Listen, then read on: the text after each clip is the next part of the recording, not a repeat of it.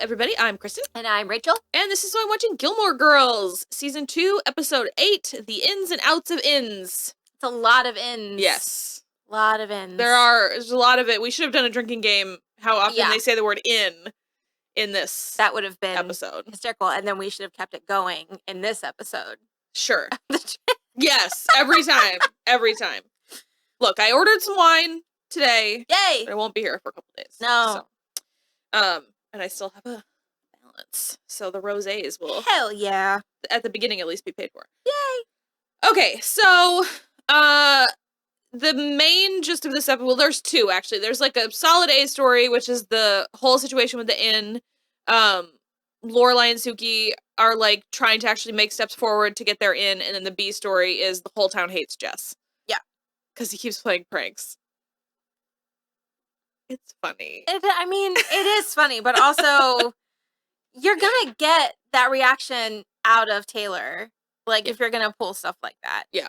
And I know that he'll probably say something like, well, it's just, he's so funny when he gets all riled up like that. And then as someone who gets all riled up like that, I'm like, leave him alone. No. Okay. So basically, for the inn part, there's, like, a lot going on. They want to buy the Dragonfly, which Lorelai keeps calling the Rachel property in front of Luke. And he's like, And she's like, well, she took the pictures. I'll call it something else. Mm-hmm. So they go to see Fran, who owns the bakery, and it turns out Fran will never sell and also seems to not understand that she's going to die at some point. And has no siblings or children. Yeah. Babe, what are you holding on to it for? Yeah. And you're just letting the property sit there and rot. Yeah. I'm not understanding. Because that's the other thing, too, where I'm sort of like, well, why, like, I wish that we could go back to, like, the barter system and stuff and just, like, a real agrarian kind of society. Because I'm like, well, why don't we, like, not buy it from you, but you, like, put it in a trust for us or something? Like, there's, like, more things to do. I would have continued to push in that conversation. Yeah. Because I'm just like, this doesn't make sense. So I did tell you while we were out there, because I could feel you getting kind of frustrated. And I was like, frustrated? No. I was like, I need to tell her something. So I was like, so spoiler alert, Fran does die. And you were like, in this episode? And I was like, no, but she does die. And obviously, you already know they do get the end, blah, blah, blah. But for this episode, we obviously don't know that yet. So they are kind of like a little bit discouraged about that. But then the owner of the Independence Inn, Mia, comes to visit. And she's basically the one who took Lorelai in when she ran away with Rory, gave her a job as a maid, and then she's worked her way up through the inn to be where she is now. I like Mia. I don't think we see her again. Oh, that's a bummer. Her voice is very soothing. It is soothing. Yeah, no, she's only in this episode. It's a bummer. I think she should be in more. I thought she was in one more because I thought that the conversation she has with Emily at the end of the episode was in a different episode, but it is this one. Lorelai has to figure out how to tell Mia that she and Suki are looking for another place to open their own inn, and she finally tells her, and Mia's like, oh my god, that's fantastic, because I've literally only been keeping the inn because of you and Suki. I don't really want it anymore. It's not my calling like it is for you, and I get very lucrative offers, like, all the time. And so then, predictably, Lorelai completely spirals. Yeah. Like, totally spins out, gets in a huge fight with Suki about how she's not punctual and she's not reliable, and she changes the menu and she goes over budget and, like, all of this stuff, like, as if Lorelai's perfect. You're right. Where it's like, she's definitely a go-getter and a problem solver, like, when they're having events. But this exact reason is why she's not perfect. Exactly. Like, what are you doing, babe? Yeah. Like, what the hell? Yeah. So, and it's obviously, it's like, it's the classic thing. She's just scared. Yeah. She's like bummed because she just assumed that the Independence Inn would always be there. Yeah. And I do appreciate her argument where she's like, well, some corporate entity is going to come buy it. They're going to move things around. They're going to renovate. They're going to change it. They're going to take out everything that makes it special. But I then also love how Suki is like, I can't control any of that. Maybe it will happen, but, like, I can't do anything about that. And Lorelai's like, well, so you just don't care? And she's like, well, of course I care, but, like, again, powerless in this. We can only control what our inn is going to be like. And so she basically is like, well, maybe we shouldn't do it. which is, you know, just, I'm going to take my toys and go home kind of Yeah. way to think about it. So she ends up talking to Luke about it when he comes over because the goat fell off or was hedged off of the chuppah. So he comes to fix it, and he's fixing some, like, a leak or something as well. And so they talk about it, and he sort of explains to her how it's, like, always scary. You just have to jump, basically. Yeah, well, and, like, not to put my business out there, I was like, oh, are we just talking to me this episode? Cool. Thanks. I mean, everybody does that sometimes. No, I know, but it was just, like, a very nice reminder. Just was very loud. Sometimes you just have to, like, do it, and then he tells the story about how, what happened to him when he opened the diner. He's like, sometimes you just have to throw up and pass out and hit your head on the floor. And she's like, what? And he goes, well, that's what I did the morning I opened the diner. I mean, it's great. And so she very sincerely apologizes to Suki. She's like, I'm really sorry. I got scared. I thought this place would always be here, you know, blah, blah, blah, whatever. And Suki is, like, at the very beginning is, like, not letting her off the hook. She's like, I liked that. Yeah. Because I was worried that she was just going to be like, oh, let's promise never to fight again and blah, blah. And because I was also interested to see if Lorelai was actually going to own her part in it, that she, like, picked that fight and wasn't going to be like, I'm sorry if your feelings got hurt. No. Or anything like that. But she owned it. It was pretty good. But I like, especially when Lorelai comes in and she starts trying to apologize, and Suki is like, and she, like, tells her that the food sounds good, and she's like, well, but if you don't like it, I can change it, but I am on time and under budget, and, like, blah. And so she just was like, she knows how to do it, but she has so much freedom at the Independence Inn that she's allowed to just kind of, like, change her mind. Also, and, like, that's her artistry. It is, like, totally totally her artistry. You know, that's the whole thing with being a chef. Like, you get inspiration and you just create. Yeah. Come on, guys. And also, she does this kind of thing, like, a decent amount, with, like, the raspberry sauce versus, like, glaze versus blueberry glaze.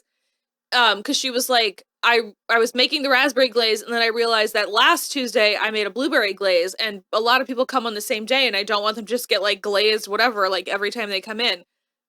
That's fair. Like, that's a fair thing. Although whatever with blueberry glaze sounds, like, amazing to me. Like, what did you make with blueberry glaze? I need to know what it was. So yeah, they, like, end on a good note. They are still gonna move forward, but they also, like, Suki also kind of wasn't really taking on board that, like, Fran said she wasn't selling. So it was like they were kind of talking around that, where they're just, like, assuming they're still gonna get that place. Yeah. Which, again, I mean, they do, but if Fran is not gonna sell it to you, what are you gonna do? You know? I would just keep bothering her. Sure. Yeah. So, I mean, if it were me. I mean, especially since she was like, I have to get this hip replaced again, and be like, wouldn't you like some money to help you pay for that new hip? Yeah. That new hip? I loved that they keep on, like, well, what if you go on a long vacation? And it's like, the great big long vacation that everyone goes on, and she still doesn't understand. And I'm like, Fran, do you think you're immortal? Yeah, right? What's happening? Talk me through this thought process. I wouldn't, yeah. But yeah, it's very funny. So they're also, the very small C plot is that Richard is still out of town. And he's in Akron this time. And to do something nice for when he gets back, Emily wants to make an oil portrait of Rory for Richard's office as, like, a surprise for when he comes back. And she predictably is going, like, too hard, and Rory is in this, like, crazy pose in, like, a chair that she has to hold, and she won't do it from a photo because that's not how it's done. I was trying to think of, like, other oil paintings, like portraits like that, where someone would be sitting like that. Like, what are you doing outside of, like, being a ballerina? But, like, in most portraits, they're like, or there's, like, some, like, Barbie hands or whatever. Like, I don't know. It was very strange. But Emily, as a joke, is like, oh, I bet you just want her to be, like, sitting in a chair reading a book. And Lorelai's like, yeah, duh. That's, like, clearly the best option. Like, I don't understand. So she does end up switching it to that, and they see the portrait at the end. It's very nice. Lorelai also gets kind of into a thing with Emily because she's not, like, effusive enough about the portrait, and then she sort of explodes on her, and she's like, I'll bring sparklers next week, and all this stuff. And so she has to apologize to Emily, too, and she's like, all this stuff, and she mentions Mia. And and she calls the inn her home. Yeah. And because I missed it that just can't be news to Emily at this point. But I don't think that she took it on board, just how much of the inn is her home versus the house that she was raised in. Sure. And like just how much Lorelai considers Mia a motherly figure. And for a second, I was like, wait, I missed it because Emily's face changed. And I was like, wait, what happened? I was like, oh, she got her feelings hurt. Yeah.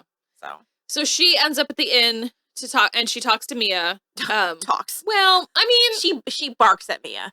It's not the worst interaction. But it is a very, she barks. Because I'm on Mia's side. Like, I understand Emily's hurt feelings, but she was like, if I had a daughter, I would have wanted somebody to look out for her. And Emily's like, I would have wanted someone to send her home. And it's like, she wouldn't have ran away if there wasn't something wrong. Exactly. So, like, Mia did the right thing. Mm-hmm. And also, I don't know the age of majority in Connecticut, but it's like, if Lorelai was 17, she might have been legally, like, just allowed to be gone. Mm-hmm. So, you know, and then at the end, Emily's like, do you have any pictures from that time? Because she's never seen any pictures from then, and she's going to send her a box. It is a bummer that we just never see Mia again. I liked her a lot. Her whole thing with Michelle, too. At first, I thought I remembered her just being teasing, but no, she sincerely does not understand him, which is weird. I don't like that. Yeah, it's not great. That made me feel uncomfortable. It was not great, especially because, like, it's just a barely French-Canadian accent. Yeah, it like, even sounds a little fake. Yeah.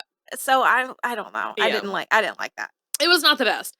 The other thing that we've got going is the whole Jess thing. So he has put up police tape. He's still helping at the diner, relatively begrudgingly, but he is still doing it. He puts up police tape and draws a chalk outline of a body in front of Dosie's Market. I just think it's funny. Taylor is like a tyrant. He's like a dictator of the town. No, I know, but so if you poke him, he's just gonna get worse. Well, sure. Leave him to his own tyrannical devices. Yeah. So it gets so funny. I literally can't wait. I think it's definitely in this season. I'm pretty sure. Luke and Taylor end up it's very funny. Luke blows a full gasket. He hasn't already? No, I can't say anything more without spoiling the whole thing, but he loses his mind. Okay. It's very funny. So that is what Jess has done in this episode. It was one of his first episodes, he had stolen Babette's gnome. Yeah. Pierpont. And he also stole the bridge money, but he returned that as well. Also, there's just they're trying to repair that bridge for the whole run of the show. And I didn't even remember that. Yeah, it's just never finished. And it's it's not a great menace. We started rewatching The Vampire Diaries just for shits. It's not like the Wickery Bridge. People aren't just careening off of it every 5 seconds, but it is still a problem. So, okay. Taylor calls a town meeting and he calls it for earlier and just doesn't tell Luke. Which I think is wrong. It's so wrong. Yeah. Because the whole town has gotten together to discuss the Jess problem, which is so out of bounds. First of all, I mean, Milo Ventimiglia is an adult man, but Jess is a child. Yeah. He's a minor. He's a child. You can't run him out of town. Right. He can't go back to Liz. She's useless. Well, and I was confused why they didn't state this, why Luke wasn't you are literally going to condemn this kid who was turned out by his own mother, and you're going to kick him out of this town where he's supposed to be helped? What is the matter with you? Yeah. That's how I would have flipped it. We, don't meet Liz for long enough that you, like I mentioned before, you can forget that she abandoned him and, shipped him away. But it's, I feel we're trying not to hit that too hard. I don't know if they already had plans for Liz at this point, but I feel they're trying not to hit that too hard. Why? I don't know. Because it's a whole thing why he is the way he is. It is a whole thing, but I don't know. It's when you asked, or you just assumed that Michelle was gay. And I was like, I don't think the show knows that yet. Wild. So it's yeah, it's weird. Very odd. So basically, Luke gets super mad. He's like, what has he actually done? Like, this is ridiculous. Also, again, it's a prank. Like, and Taylor is talking about, like, lost revenue and, like, blah, blah, blah, whatever. And Luke is like, all of your customers came back later. And he's like, except for the one old lady who bought lettuce somewhere else and said it was crisper than mine. And I'm like, then get crisper lettuce, my guy. Get crisper lettuce and stop freaking out. Yeah. So that's when Luke is like, what has he actually done? And it's like, well, he stole this and he stole this and he did this. And it's like, and I get Andrew says that he, pulled the fire alarm at school, which is technically at least a misdemeanor. Mm-hmm. That's like a real crime. But the other ones is he put back the gnome, he put back the money. The chalk outline is just a joke. Yeah. And like, what are they? He didn't use paint. Like, no, it was chalk. Right. So why is what's his nuts having to scrape off chalk? Just get a hose, man. Yeah, and then it was like still there. Yeah. Dean sucks at his job. Dean is garbage. But I'm like, where? Just the hose. Yeah. What are we doing? Ridiculous. So that would be one thing if he took like permanent paint or something, and so then you couldn't clean it up. But it was still chalk. Power wash it. Yeah, It's ridiculous. Too much. So that's when Luke like officially loses it, and he's like, you know what? He was like, I've lived here as long or longer than most people in this room. I do my part. I pay my taxes. I help out when I can. And this is absolutely ridiculous that this is how you're like repaying me basically for like being here. Bootsy really tries to be like, because Bootsy's like up Taylor's ass in this episode, and Luke is just like, what do you know, Bootsy? You just took over your dad's newspaper stand. And then Bootsy tries to own him and be like, you just took over your dad's hardware store. And he's like, I turned it into a diner, dipshit. Like, come on. So he's super pissed about it. And then the next day, or a couple days later, Rory sees Jess outside, and she like scolds him basically. She tries to be like mean, and she's like, this is ridiculous, and like Luke is having a really hard time like defending you, doing all of this stuff. I love that she called him Holden Caulfield. I'm like, oh, burn. Well, he doesn't think it's, I know he wouldn't think it's a burn. We all are like, like it's true, and it is a burn. And so he does seem like genuinely kind of remorseful. He's like, I didn't realize he was having that, like it was making it that hard for him. So, he's like, you have to admit it was a little funny though. And she like literally can't keep from smiling. Yeah. Because of course it's a little funny. Yeah. It's really a little funny. And then Dean comes back out. Yeah. When he's all hulking and giant. That's the thing. You know what? That's the thing. That's the common denominator between all of the show boyfriends I don't like. They're too tall for the girl. Angel's too tall for Buffy. Riley's too tall for Buffy. Spike is exactly the right height. Yeah. Dean is too tall for Rory. Damon is taller than Elena. Not too tall. Okay. He's not too tall. Okay. Because Ian Somerhalder is only like 5'11", 5'10", I think. Okay. There is a difference. Okay. He's 5'10". That's okay. Okay. Jared Padalecki is like 6'4", and she's like 5'8". That's ridiculous. That's a huge height difference. My parents were like a foot apart, and I think it's weird. It's too tall. Mm. Although, you see those TikToks of the people that like tape their phone up to like however tall. I don't feel like that's real. I don't think that that's what that looks like.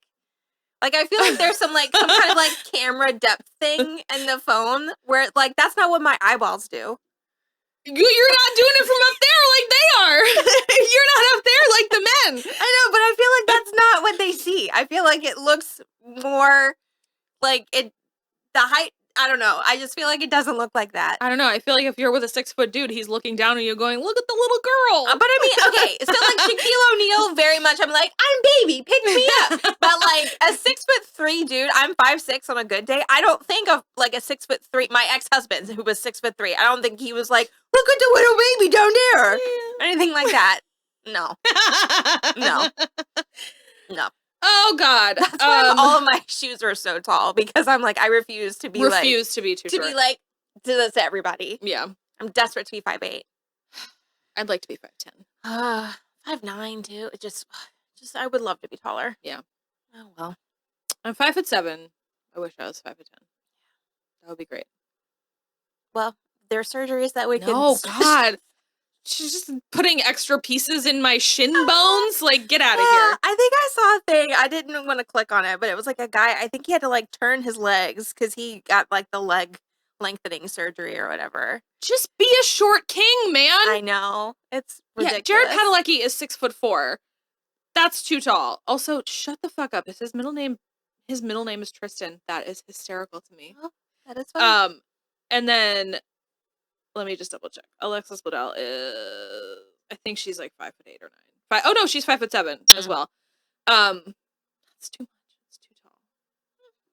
But it's like specifically the way I think it reads on camera. Oh yeah. And like on Buffy for sure, it was that like they're also hulking. Well, like Angel and Riley are like hulking. David Boreanaz is a square. Like he is a very like this, where he's shaped like a square, not like he's a square dude. Like yeah, no, he's like a nerd. Like, very this. And then Riley was he was a string bean. A string bean? Mm-hmm.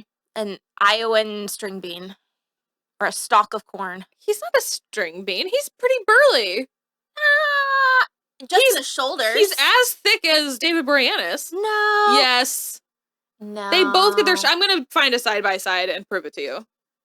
Well, I guess when David Boreanaz is in his little slutty tank top, yeah, it's the jacket, his sure. Neo jacket. I feel like that makes him look very square. But no, I feel like because Mark Lucas looks like he's a swimmer. Like it gives a swimmer's body. Okay. I can see that. I'll give you that. Yeah, I feel like he's not like a Victorian string bean. He isn't. I was being very specific with the Iowan string bean. No, in fact, he's taller. He's got his belly. His like midsection is like slimmer. Like a Dorito. Where David Boreanaz is still very square. Square. Yeah. All right. I'll give you that. Regardless. Did I get to the end of that? Dean comes back out. He clocks almost immediately that Jess is into Rory. You think so? He did. I know so because I've seen the whole show. Oh, okay. He 100% clocked it. And I can see Rory kind of clocking the clocking, but not knowing completely what's going on because she's just like, okay, bye. Yeah. She really like noped out of the whole situation. Well, when you know that you have a shit boyfriend, you're like, let's get out before he freaks out, and then it's my problem. She just doesn't know yet. Oh my God, the next episode, you're gonna shit your pants. Right. Well, it's 2:30, so I can start drinking. Tristan's back. I'm definitely gonna start drinking. It's his last episode. Okay. And he's sort of a shit at the very beginning, but it all pays off. Okay. But that's not why you're gonna shit. Not because of Tristan, you're gonna shit because of Dean. Okay. Well, I'm definitely gonna drink. Dean's the living worst in the next episode. God. All right. So that is mostly it, yeah? Yeah. Rory and Suki made up, or Lorelai and Suki made up, Lorelai and her mom made up. And then Jess fixed the toaster. The toaster's been broken. It's like a running thing through the hole. And, so he has fixed it in the meantime, but he's not taking credit for it. Yeah. That's just the kind of dude he is. Mm-hmm. So, pretty good episode. I love the next one, so we'll see how you feel about it. Okay. So, all right. Like and subscribe. Let us know what you think, and we will be back next time. Bye. Goodbye.